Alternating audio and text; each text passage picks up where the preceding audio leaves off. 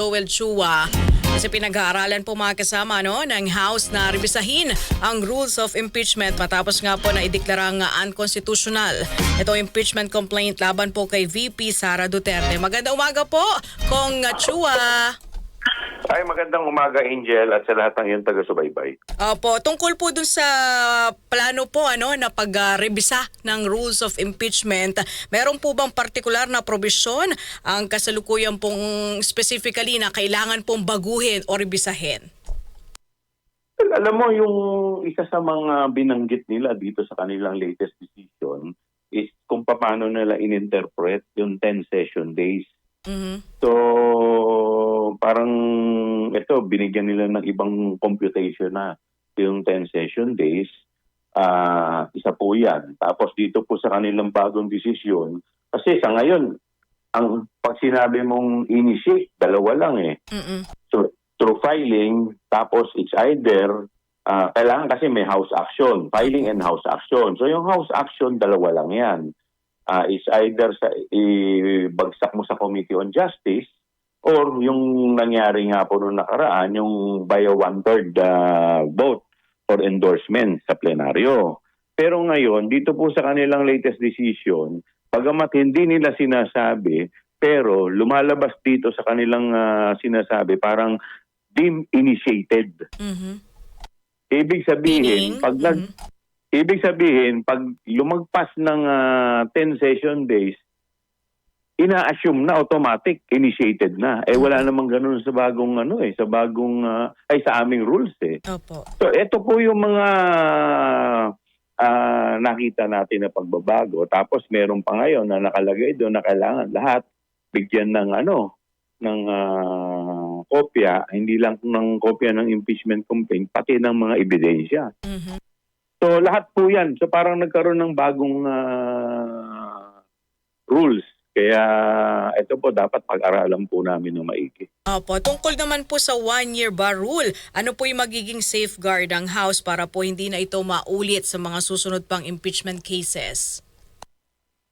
Alam mo, sa totoo lang, yung rules naman ngayon ay nakaakma naman doon sa Supreme Court, sa ating saligang batas dito sa one-year bar rule. Mm-hmm. Pero dito nga po, kagaya po ng sinasabi ko sa inyo, dito po sa kanilang bagong mga desisyon, doon sa one-year bar rule, may mga nilagay na silang alituntunong kagaya nga po ng team initiated. Pag hindi mo inaksyonan within 10 session days, team initiated na sa kanila yon. So medyo may mga epekto.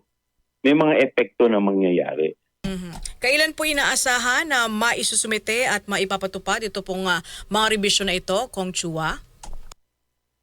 Well, hindi pa, kasi nasa nasa rules yan. So kahapon pa lamang po na ilabas, humihingi nga po tayo ng full text ng kopya na ito pong Supreme Court decision. So with that, siguro tingnan natin kung paano pa natin mapag-aaralan ito. Mm-hmm. Doon sa prosecution team, magkakaroon din po ba ng mga changes?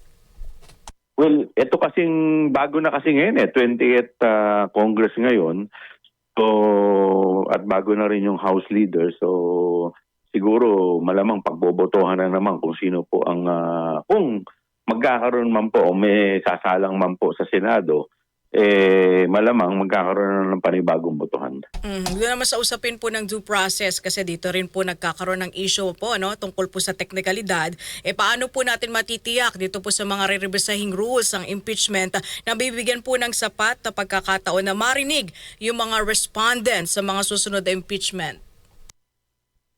Well, nire-recognize naman talaga rin ng Korte Suprema na talaga yung full-blown trial na doon naman po talaga sa Senado. So dito siguro ang nire-require lang naman nila is yun nga po na lahat mabigyan ng kopya. So parte po ng due process. Mm-hmm. Paano nyo po sasagutin, Anto na lang po, Rep. Chua, na politically motivated daw po yung mga impeachment cases or impeachment laban po kay VP Sara? Actually, maski naman po kay Presidente, politically motivated. Lahat naman po ang impeachment process is a political action. Mm-hmm. Sa tingin So, niyo po, yun naman po talaga, hindi naman po yun, hindi naman po yun. It's a political action po talaga, ang impeachment.